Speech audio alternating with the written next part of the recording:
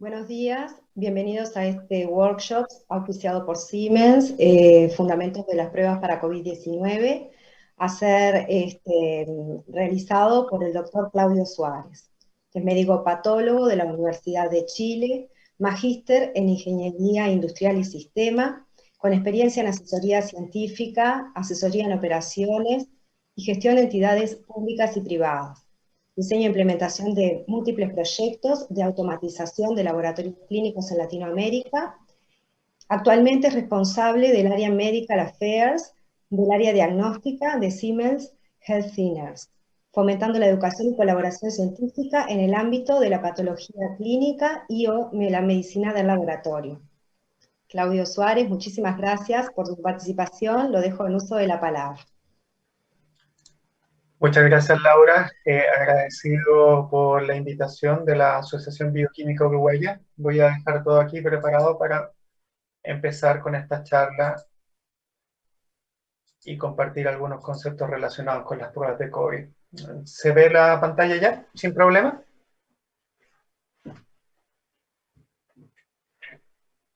A ver, vamos a chequear esto. Perfecto. Bueno, perfecto. Entonces, lo que vamos a ver en esta presentación dice relación con el momento que estamos viviendo en cuanto a la pandemia. Y sin duda que en estos tiempos es tremendamente relevante el poder compartir información científica relevante y de hecho eso es el trasfondo de las iniciativas de Medical Affairs en Siemens Healthineers del área diagnóstica para poder tener una una posibilidad de poder rescatar la información relevante que está en directa relación con la práctica que puede tener el manejo de los pacientes que padecen esta enfermedad. Es importante considerar que la información que estamos obteniendo en relación a COVID-19 está siempre con una necesidad de revisión, dado por una cantidad de trabajos que no son peer review y que en consecuencia siempre hay que tener un análisis crítico de la información que está disponible y efectivamente dar cuenta de las aplicaciones que uno pueda tener dentro de la realidad que está viviendo para poder enfrentar esta pandemia. Ahora, lo que vamos a ver principalmente es una caracterización de cuántos tipos diferentes de pruebas existen para poder abordar esta pandemia. Cómo se evalúan en términos generales las principales diferencias y semejanzas que pueden tener las pruebas que están relacionadas con COVID fundamentalmente para el contexto diagnóstico. Ahora bien, el diagnóstico como un acto médico ha ido evolucionando a través de la historia. Como vemos, disculpen, acá tengo un retorno de que es un poquito, no, a ese. Muchas gracias. La evolución del diagnóstico clínico ha ido modificándose a través del tiempo y desde 1845 hablábamos de efectivamente de un arte en relación a poder generar un diagnóstico y ya en publicaciones que tenemos desde el año pasado se habla de una democratización del diagnóstico en el sentido de que ya podemos tener dispositivos médicos o de alguna manera de monitoreo fisiológico de que nos permitan dar alguna luz diagnóstica de lo que está pasando en nuestro cuerpo. Pero sin duda que en el futuro todo va en relación a poder dar el tratamiento indicado al paciente indicado y en el momento indicado, en el concepto de la medicina de precisión, y sin duda que el uso de algoritmos y la inteligencia artificial tiene un posicionamiento bastante relevante en lo que va a ser la práctica médica en los siguientes años.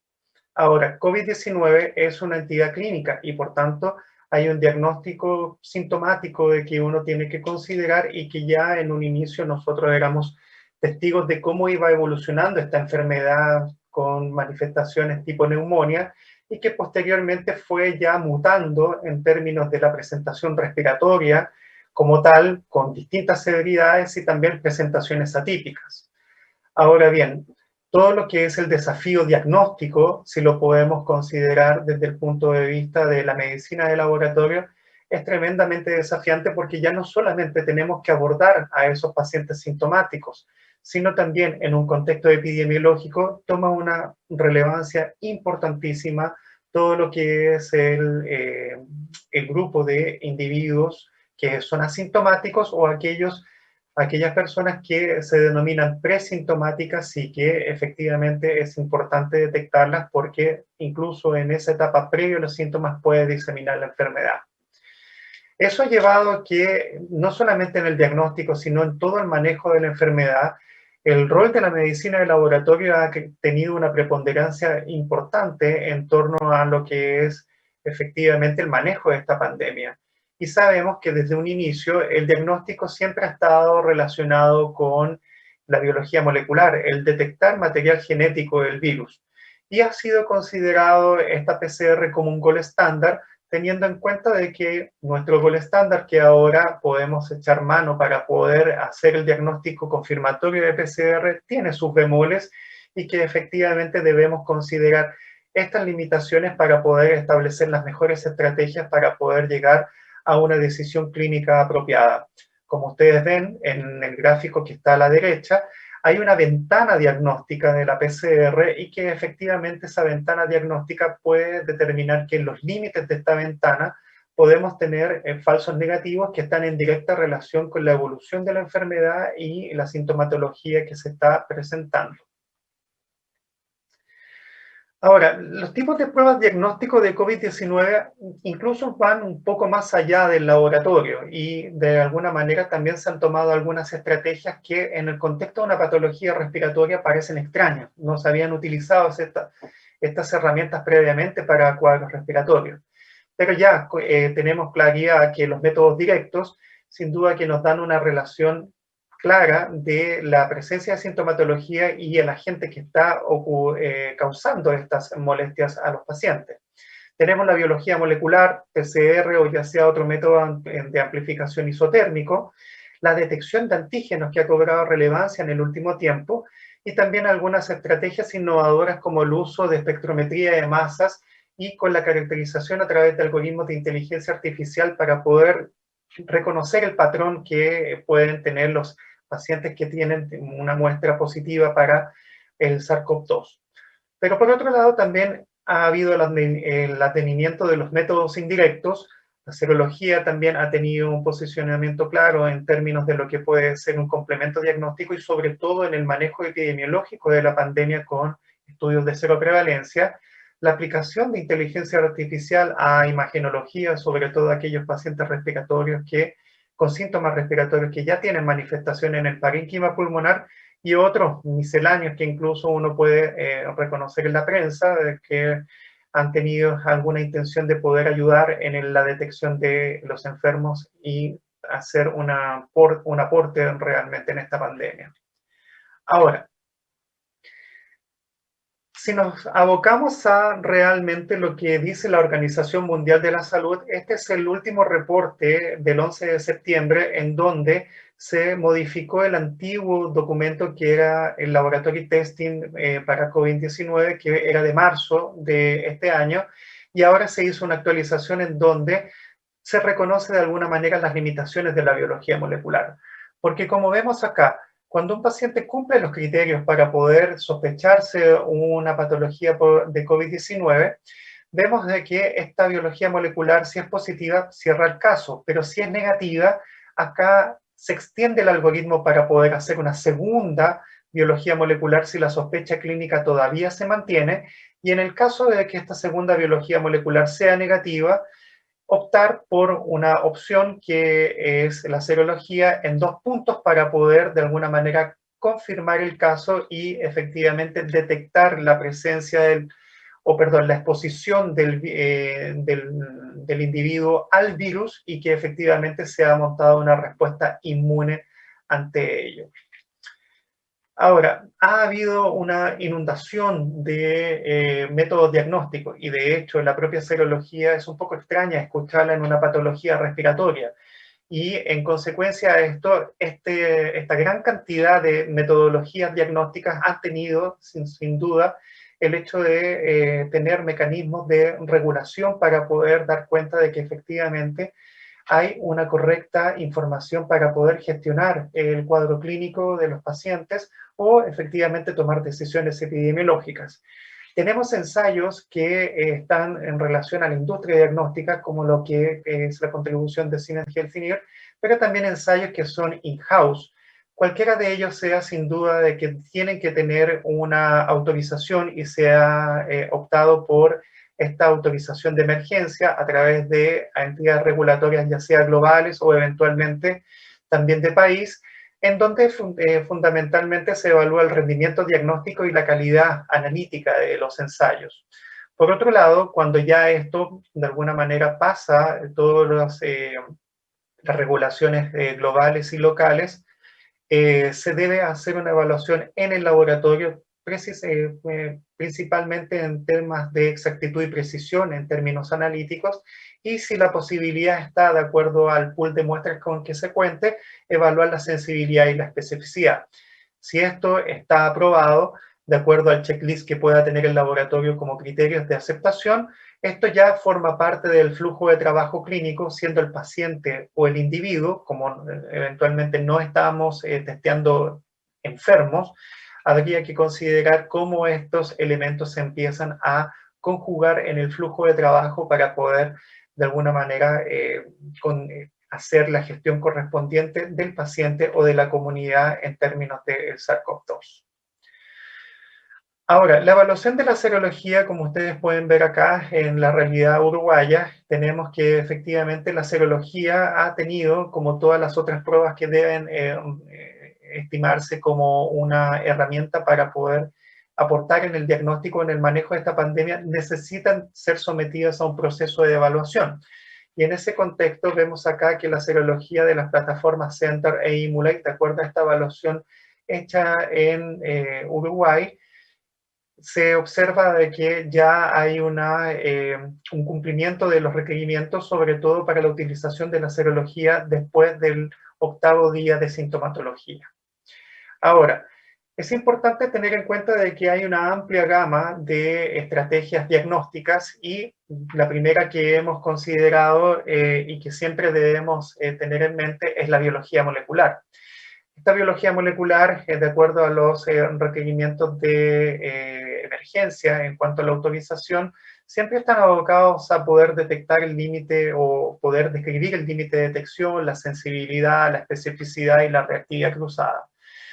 Pero ahora hay que tener en cuenta de que estos ensayos tienen una multiplicidad de variables y que podemos clasificarlas de acuerdo a estas variaciones que uno puede observar en la etapa preanalítica, analítica y posanalítica, que es la estructura que vamos a observar para las distintas familias de pruebas que están relacionadas con COVID.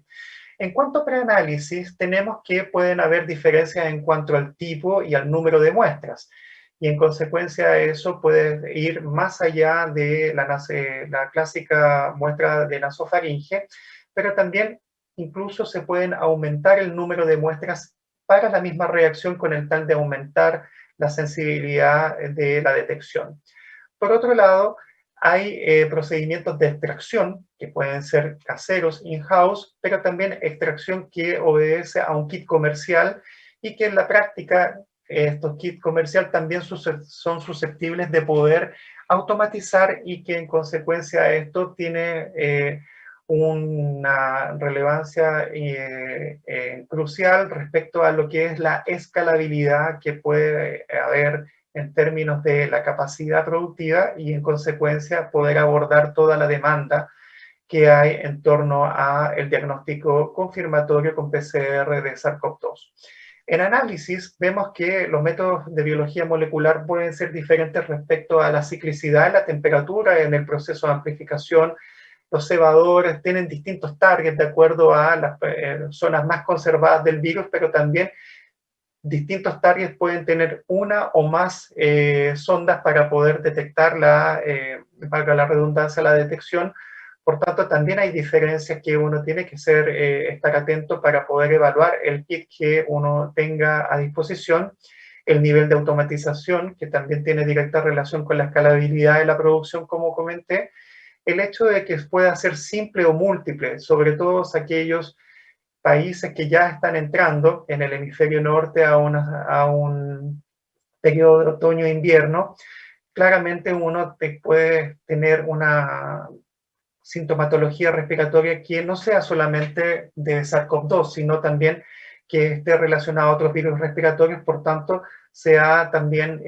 ya cimentado lo que es la necesidad de tener un abordaje múltiple. Y por otro lado, cuando el recurso es demasiado escaso, el poder considerar estrategias de pooling, o sea, varias muestras de varios pacientes de que se consolidan en una reacción para poder aumentar la escalabilidad.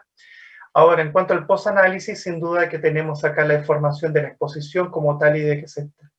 está en presencia del virus, y también es importante considerar el hecho de que uno pueda tener cierta información de la carga viral, que en la práctica eso nos pueda dar alguna luz relacionada en la dinámica de la enfermedad en su evolución. Aquí está el desafío diagnóstico importante, porque cuando hablamos de diagnóstico, y como mencioné previamente, el concepto de un cuadro clínico es prácticamente lo que viene en la cabeza de todas las personas que estamos relacionados con salud al momento de establecer una causa de un cierto cuadro clínico. Pero como vemos acá, es un desafío para la PCR el hecho de que hayan también la necesidad de detectar pacientes asintomáticos. Como vemos acá en este trabajo, se observa que en este grupo de 6 personas, estos pacientes del 2 al 6 fueron expuestos a esta persona que venía viajando desde Wuhan y llegó a la ciudad donde ellos viven, que es Anyang. Tuvieron este contacto y fíjense ustedes que todas estas personas empezaron a manifestar síntomas que están aquí representados con este color medio anaranjado. Y acá en fucsia es el momento en donde se detectó la presencia del material genético del virus al ser positiva la PCR. Y lo que llama la atención, que fue el caso índice, en la primera PCR no tuvo un resultado positivo y posteriormente al par de días se pudo obtener un resultado positivo en un segundo testeo. Por tanto, es importante considerar que el desafío diagnóstico va más allá de lo que puede ser el paciente sintomático, y sin duda de que el hecho de tener una sospecha clínica o epidemiológica es fundamental para poder dirigir los esfuerzos. Ahora, en cuanto al tipo de muestra, vemos que pueden incluso tomarse muestras de heces para poder hacer un diagnóstico quizás en situaciones un poco más tardías de presentación. Pero generalmente uno tiene que considerar que las muestras que son mandatorias para poder determinar la presencia del virus es la muestra nasofaringia y orofaringia, con una predominancia en cuanto a la sensibilidad de la nasofaringe. Pero aquí, como comenté, también está la posibilidad de tomar un muestreo doble y que ese muestreo doble aumente la posibilidad de detección del material genético del virus, y que en consecuencia esto nos permita llegar a un nivel de sensibilidad mayor combinando ambas muestras. No obstante, quienes han tenido la oportunidad o han sido sometidos a una prueba de PCR, es una prueba incómoda para el paciente, pero también hay una exposición potencial mayor a quien toma la muestra,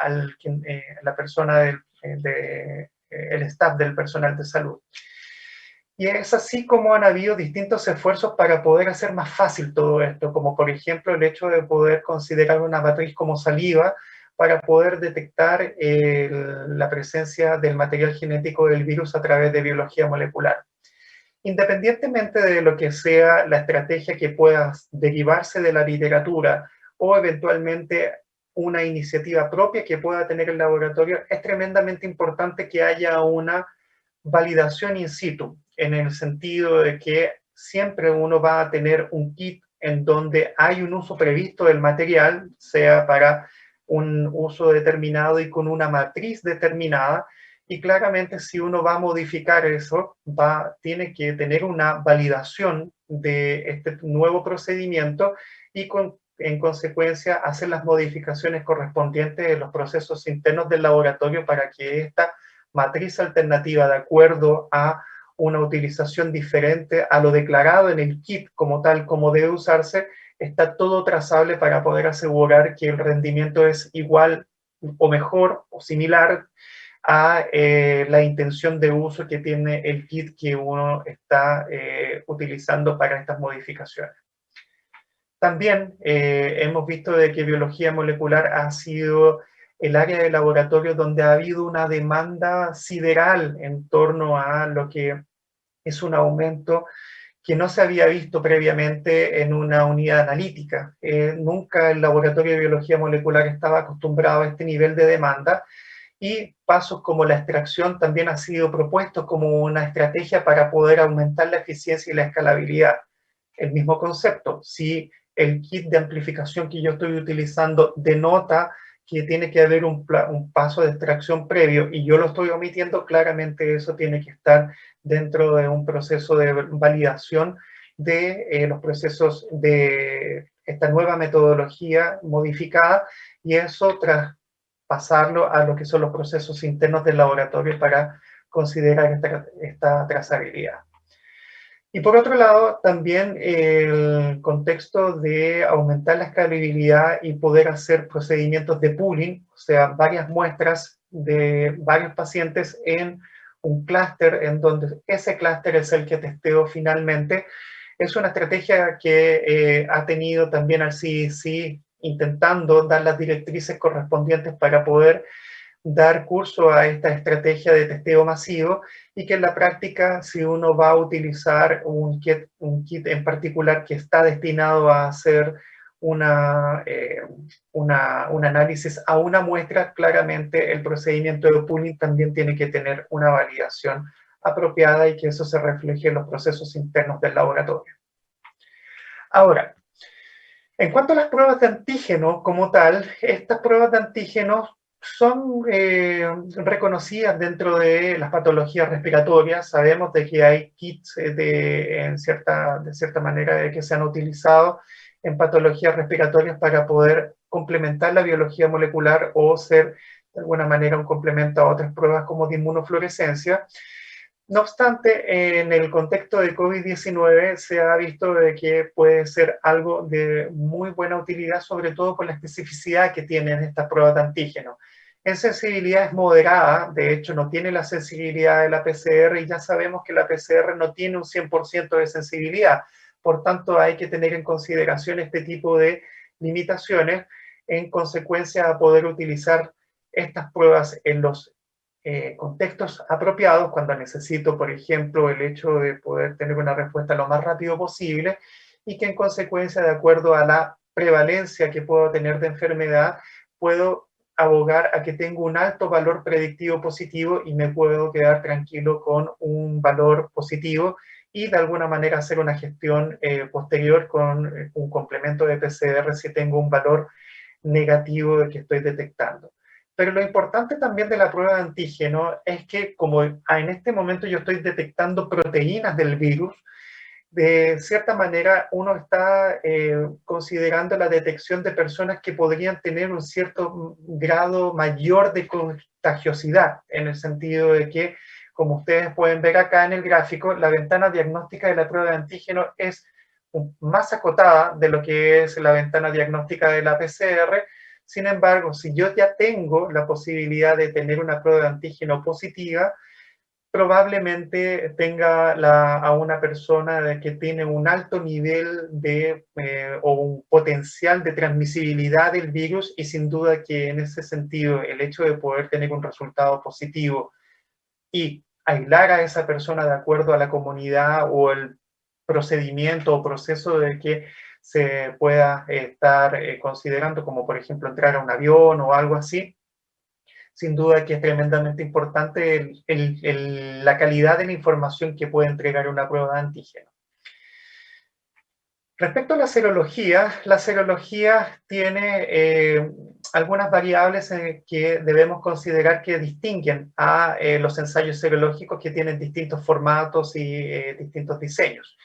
En cuanto al preanálisis, sabemos de que en los ensayos serológicos ya podemos tomar muestras de sueroplasma, pero también muestras de sangre capilar, sobre todo en el contexto de las pruebas point of care. Pero también es muy importante considerar que no es inherente al ensayo, pero es muy importante, si yo tengo un ensayo serológico en mano, tener una claridad respecto a la intención de uso, si es para como complemento diagnóstico o eventualmente para un estudio de cero prevalencia. En cuanto al análisis, puedo tener diferencia en el formato de ensayo, en los anticuerpos detectados ya sea IgA, IgM, IgG o en un diseño total. El antígeno al que estén dirigidos estos ensayos, llámese proteína spike, el segmento de RBD o eventualmente la nucleocápside, y la posibilidad de cuantificar estos ensayos o estas determinaciones que efectivamente han tenido un posicionamiento ahora último, considerando lo que viene en torno a las vacunas. Y en relación al posanálisis, con la serología tenemos una información de exposición solamente, y eso tenemos que relacionarlo con la intención de uso para poder considerar si es un complemento diagnóstico o es una información epidemiológica, pero también tener en cuenta de que hay preguntas que todavía están latentes respecto a la inmunidad protectora que puede generar esta respuesta de anticuerpos, sobre todo neutralizantes. Ahora, vemos que la serología puede tener, de acuerdo a los distintos formatos, ELISA, una prueba rápida o de flujo lateral o quimioluminiscente, un rendimiento diferente de acuerdo a si es utilizado en pacientes COVID o es utilizado en pacientes sin COVID, que sería más bien el contexto de la población general en este contexto de los testeos masivos. Y como podemos ver, siempre es importante tener claro la prevalencia de enfermedad o la probabilidad pretest junto a las características del ensayo probados en cuanto a sensibilidad y especificidad. ¿Para qué? Para poder detectar en este contexto lo que son los valores predictivos positivos y negativos, y en consecuencia de eso poder entregar la mejor información posible a los clínicos para la toma de decisiones de los pacientes y la comunidad. Solamente para poder dar cuenta de que la serología, la limitación más importante que tiene es la ventana de cero conversión. Y sin duda que eso da cuenta de que el método directo es mandatorio para poder hacer el diagnóstico, y que hay un proceso desde la exposición del virus hasta que finalmente las células B producen los anticuerpos, que es importante tener en mente. Pero también hay que tener en cuenta de que el posicionamiento de la serología en el diagnóstico incluso ha ido más allá, sobre todo en aquellas patologías inflamatorias pediátricas, en donde el diagnóstico es tardío y efectivamente la biología molecular y el método directo prácticamente no tienen un rol, y la serología juega un papel importante para poder determinar efectivamente de que ese cuadro inflamatorio que se presenta en los niños tiene el sustrato de que es una respuesta a el virus que lo afectó en un contexto más bien asintomático o oligoasintomático. Ahora, las curvas serológicas del SARS-CoV-2 son bien similares a las que tienen el SARS-CoV-1. Por tanto, esta prácticamente simultaneidad de la presencia o de la aparición de IgM e IgG no es tan extraña, e incluso podemos observar que en algunos trabajos muestran que la IgA, como una inmunoglobulina más bien de mucosa, tiene cierta precocidad respecto a IgM e IgG, que podría ayudar en la sensibilidad de la serología. No obstante, siempre IgA ha estado un poco cuestionada respecto a la especificidad que puede tener, y claramente eso es algo de que uno tiene que tener en mente, sobre todo si tiene las inmunoglobulinas por separado, y cada una de ellas tiene que ser evaluada en consecuencia en sensibilidad y especificidad. Ahora bien, hay diseños también totales, y este diseño total da cuenta de que uno puede tener en un ensayo con una visión amplia de lo que es la sensibilidad y la especificidad, y claramente eso da cuenta de que en la evaluación comparada de el mismo diseño, totales o IgM e IgG, sea comparando ELISA con ELISA, quimioluminiscencia con quimioluminiscencia y prueba rápida con prueba rápida, el diseño total tiene una mayor sensibilidad conforme a que tiene la posibilidad de detectar un mayor número o tipos de isoformas de inmunoglobulina. Solamente para referencia, este es un diseño de ensayo total y que fundamentalmente está relacionado con el poder tener un antígeno recombinante que busca la complementariedad de los anticuerpos que pueden estar en la muestra de los pacientes, y una vez que se unen, el poder agregar un antígeno recombinante marcado, en este caso con una molécula de éster de acridinio, y formando este puente y haciendo los lavados correspondientes, tener una luz emitida que efectivamente nos dan cuenta de que está la presencia de los anticuerpos y uno puede determinar que hubo una exposición al virus. Los ensayos serológicos, como comenté, tienen anticuerpos que están dirigidos a ciertos antígenos, y es importante el contexto de los antígenos por lo siguiente. Primero que todo, como ustedes pueden ver ahí en la tabla, tiene una relevancia respecto a la especificidad que pueda tener la serología, dado que este SARS-CoV-2 tiene primos hermanos de la familia de coronavirus, y es importante hacer una distinción con ellos, sobre todo con los coronavirus humanos circulantes. El SARS-CoV-1 ya no está en circulación, pero es quien más se parece a quien más se parece al SARS-CoV-2, y teniendo en cuenta esto, debemos considerar cuál es la homología que hay de las proteínas para poder considerar la especificidad que puedo tener, y la especificidad que es crucial para poder tener en cuenta cuál va a ser el nivel de valor predictivo positivo sobre todo que estoy teniendo. Como ustedes pueden ver ahí, la homología más baja que puede haber y el elemento diferenciador sería el segmento S1-RBD, que daría cuenta de la posibilidad de tener un buen valor predictivo positivo. Pero no todo se queda ahí, porque también hay que tener en consideración todo lo que es el poder neutralizante que pueden tener estos anticuerpos detectados, y tenemos que tener en cuenta que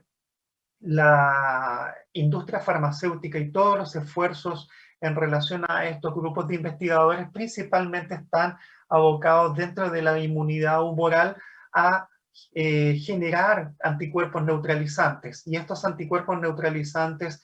que han sido descritos en la literatura principalmente están relacionados a la proteína Spike, ya sea en su segmento S1 o en conjunto, o como también todo lo que es la subunidad 1 y el segmento RBD del receptor binding domain, que finalmente es el punto de contacto que hay entre el virus y el receptor de la enzima convertidora de angiotensina 2. Ahora, hablando de neutralización, es súper importante tener en cuenta de que estos anticuerpos que pueden ser detectados tienen el poder de neutralizar, pero no hay que confundir con el ensayo de anticuerpos neutralizantes,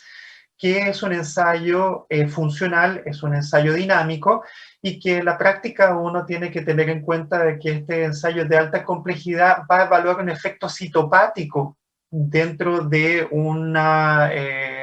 reacción. Por tanto, es relevante tener en cuenta esta distinción y saber que el hecho de que podamos detectar anticuerpos neutralizantes, potencialmente neutralizantes, de acuerdo a la información de la literatura, es distinta a la prueba funcional de anticuerpos neutralizantes, que se necesita incluso laboratorios de alta complejidad en cuanto a nivel de bioseguridad, homologable a lo que puede ser un laboratorio que necesita montarse para el manejo de pruebas de tuberculosis. Por tanto, es relevante hacer esa distinción. Ahora, ¿cómo Siemens Healthineers ha ido de alguna manera intentando contribuir en esta pandemia? Siemens Healthineers tiene un abordaje amplio en el mundo diagnóstico, no solamente en el tema de diagnóstico de laboratorio, sino también de imágenes, y es así es como se ha ido contribuyendo en razón de todo este esfuerzo mancomunado científico para poder combatir esta pandemia. Acá les voy a compartir a ustedes algunas publicaciones en donde efectivamente podemos ver que los ensayos serológicos han tenido una buena evaluación, y como vemos acá en este estudio de la Universidad de Oxford, en donde se testeó en un ensayo realizado, manufacturado por la propia Universidad de Oxford con los ensayos disponibles comerciales, vemos que el ensayo de la Universidad de Oxford y el ensayo de Siemens Healthineers no necesitaron alguna modificación en cuanto a puntos de corte para poder optimizar la curva de ROC y que per se obtuvieron la aprobación respecto a la sensibilidad y la especificidad que era mandatoria en relación a la aprobación que debía tener de acuerdo a los parámetros del Public Health England, que es una suerte de instituto de salud pública que vela por la calidad de los dispositivos médicos que están en el Reino Unido. Por otro lado, también vemos acá en este trabajo una cohorte bastante grande de 28.000 personas en diálisis, en donde se hizo un estudio de cero prevalencia con el fin de poder detectar cuál era el grado de exposición que tiene esta población que necesita ir a centros de salud por claras situaciones relacionadas con acceder a la diálisis. Sin duda, pero lo que llevó a los investigadores a optar por este ensayo fue el hecho de que tiene, y eso no es un elemento distintivo, pero tiene la autorización de emergencia, pero también en el contexto del advenimiento de las vacunas está dirigido este ensayo de Siemens al segmento S1-RBD, que como comenté es el punto de contacto del virus con el receptor de la célula hospedera, y que en la práctica eso da cuenta de la neutralización que uno podría considerar dentro de los anticuerpos que se están buscando con este ensayo. Ahora, el hecho de que uno hable de neutralizantes, pero aún no haya una clara referencia a esto en cuanto a conferir una inmunidad, debemos tener en cuenta de que Siemens, en conjunto con el CDC, está trabajando las bases para poder determinar lo que sería una cuantificación que sea comparable entre las casas comerciales, pero también el hecho de que puedan tenerse los elementos para poder definir un punto de corte para una inmunidad protectora. Tenemos que considerar que hay la necesidad de purificar un estándar y que ese estándar de alguna manera dé cuenta de que las inmunoglobulinas detectadas para cada una de las proteínas en sí vaya en directa relación a una comparabilidad que puedan haber entre los ensayos y que en consecuencia de eso dé más elementos para poder estimar efectivamente cómo está la respuesta inmune de los individuos y en consecuencia a las preguntas que todavía están latentes, cuál es el nivel en cuanto a este estándar y que me permite cuantificar cuál es el nivel de anticuerpos que me va a conferir esta inmunidad protectora. Esto, como ustedes pueden ver, es una publicación reciente de Bloomberg, en donde claramente lo que vemos de acá del 15 de septiembre da cuenta de esta iniciativa muy necesaria, no en relación a la relación Siemens-Healthineers con el CDC, pero Siemens ha tenido la iniciativa de este trabajo con el CDC, lo está desarrollando para poder aunar todos los criterios en relación a una armonización de la serología en SARS-CoV-2 y que en consecuencia eso nos permita llegar a las respuestas de conferir inmunidad como corresponde en relación a lo que va a ser la respuesta a las vacunas. Ahora, los fundamentos de las pruebas para COVID-19, principalmente hay que tener en cuenta algo de que es tremendamente relevante, que la prueba en sí no hace diagnóstico y no hace realmente lo necesario para poder entregar la información que se requiere si uno no cruza esto con la intención de uso, el cuadro clínico epidemiológico, y si yo estoy teniendo una estrategia de detección directa o indirecta del virus. Por tanto, siempre la intención de uso es tremendamente relevante para poder dar cuenta de si tenemos una intención de diagnóstico o de una intención epidemiológica. En marzo había una cantidad de pruebas en el mercado que incluso uno podía conseguir por internet. Ahora sabemos que toda prueba debe ser evaluada y siempre ha sido así, pero hubo una exposición del mundo del laboratorio al mundo clínico y a la comunidad que no había tenido precedentes. Entonces es crucial de que podamos tener esta educación hacia los clínicos y hacia la comunidad y que podamos promover efectivamente lo que es el uso de pruebas que estén certificadas y validadas para su uso clínico y que ese uso clínico tenga el respaldo de una interpretación apropiada de los resultados que se están obteniendo. Si bien se han presentado distintas pruebas que pueden tener un rol dentro del diagnóstico COVID, las pruebas de biología molecular son el método de elección. Las directas o indirectas son un complemento de utilidad en ciertos contextos clínicos epidemiológicos y ya vemos que desde el 11 de septiembre la Organización Mundial de la Salud reconoce ciertos bemoles con la estrategia o con el test de biología molecular y que por ende plantea un complemento con la serología para no dejar un caso de alta sospecha de COVID-19 y que realmente sistemáticamente la biología molecular no me está permitiendo llegar al diagnóstico. Las principales diferencias y semejanzas de las pruebas del mismo grupo, como vimos que hay necesidad de hacer una distinción entre analítica, analítica y todo lo que es posanalítica, ya sea para biología molecular, antígeno o anticuerpo, está principalmente relacionada con sensibilidad y especificidad, pero hay un punto que no hay que dejar de lado, que es la escalabilidad que pueda tener esta estrategia de testeo, dado que no debemos olvidar que la primera indicación de la OMS y que la sigue manteniendo es testear, testear, testear, y eso necesita una escalabilidad de la producción y uno tiene que tener en mente que un buen ensayo sensible y específico también tengo que tener la estrategia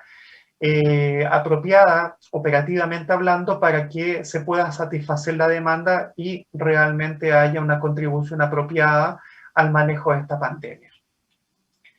Reitero el agradecimiento a la Asociación Bioquímica Uruguaya por la invitación y quedo atento a alguna pregunta que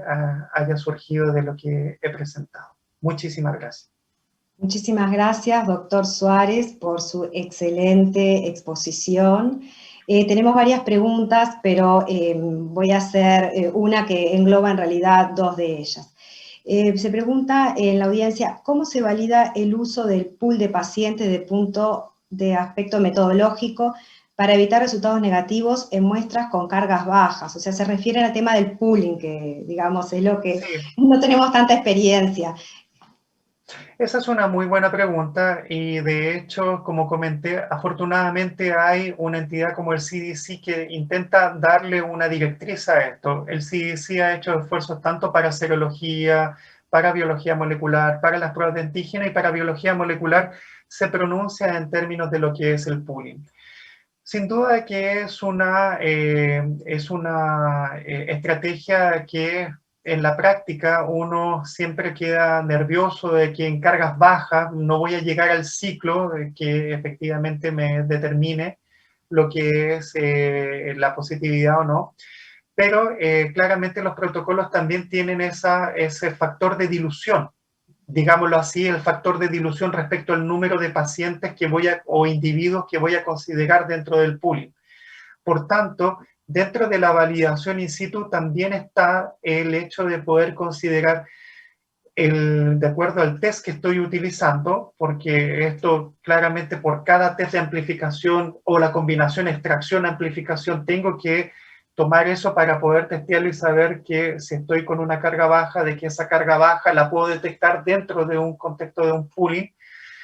El número de pooling que va a estar determinado por ese factor en particular, que va a estar directamente relacionado con la características del kit de amplificación y extracción, pero también con la prevalencia. ¿En qué sentido? En que si yo tengo prevalencias demasiado altas o demasiado bajas, eventualmente eso me va a complicar respecto a lo que va a hacer el abrir el pooling. Si en la práctica, por ejemplo, yo tengo una prevalencia de un 30% y tengo un pooling de 3, por decir algo, claramente siempre, casi siempre me va a salir una positiva y voy a terminar abriendo el pooling. Por tanto, el hecho metodológico como tal creo que es la parte más fácil en función de saber las cantidades y todo esto, pero lo más difícil sería establecer el número del número de muestras a integrar en el pooling, que es una evaluación que tiene que ser dinámica porque va a estar directamente relacionada con la prevalencia y que sea algo también útil. Si termino abriendo el 70% de los pools, tengo que tener en cuenta que eso también va a ser un trabajo manual de darle la trazabilidad a cada uno de los integrantes del pool y que en consecuencia de esto es una estrategia súper válida, pero tiene que ser tomada con distintas aristas para que realmente sea una contribución. Sí, claro. Hay que encontrar el equilibrio en esta nueva técnica, digamos, para nosotros. Bueno, muchísimas gracias, doctor Suárez, por la presentación. Ha sido realmente muy clara, con todo el repaso de este tema. Y muchísimas gracias a Siemens por este workshop que tenemos en nuestro congreso. Muchas gracias a todos ustedes por acompañarnos. Buenos días. Agradecido. Que tengan buen día.